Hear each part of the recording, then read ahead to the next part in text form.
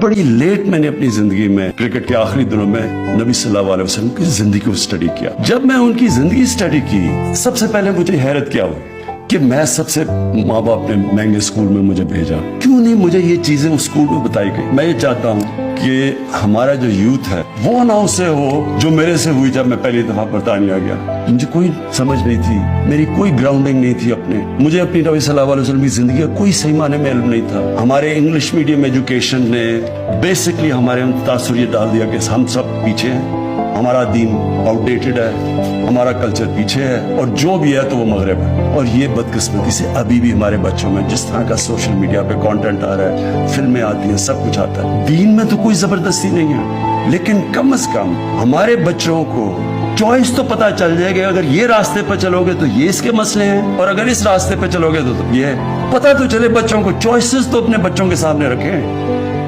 बड़ी लेट मैंने अपनी जिंदगी में क्रिकेट के आखिरी दिनों में नबी सल्लल्लाहु अलैहि वसल्लम की जिंदगी को स्टडी किया। जब मैं उनकी जिंदगी स्टडी की, सबसे पहले मुझे हैरत क्या हुई कि मैं सबसे माँ बाप ने महंगे स्कूल में मुझे भेजा, क्यों नहीं मुझे ये चीजें उस स्कूल में बताई गई। मैं ये चाहता हूँ कि हमारा जो यूथ है वो ना उसे हो जो मेरे से हुई जब मैं पहली दफा बरतानिया गया। मुझे कोई समझ नहीं थी, मेरी कोई ग्राउंडिंग नहीं थी अपने, मुझे अपनी नबी सल्लल्लाहु अलैहि वसल्लम की जिंदगी का कोई सही माने में इल्म नहीं था। हमारे इंग्लिश मीडियम एजुकेशन ने बेसिकली हमारे तासुर ये डाल दिया कि हम सब पीछे हैं, हमारा दीन आउटडेटेड है, हमारा कल्चर पीछे है, और जो भी है तो वो मगरब है। और ये बदकिस्मती से अभी भी हमारे बच्चों में जिस तरह का सोशल मीडिया पे कंटेंट आ रहा है, फिल्में आती हैं, सब कुछ आता है। दीन में तो कोई जबरदस्ती नहीं है, लेकिन कम से कम हमारे बच्चों को चॉइस तो पता चल जाएगा। अगर ये रास्ते पर चलोगे तो ये इसके मसले हैं, और अगर इस रास्ते पर चलोगे तो ये पता तो चले। बच्चों को चॉइसेस तो अपने बच्चों के सामने रखें।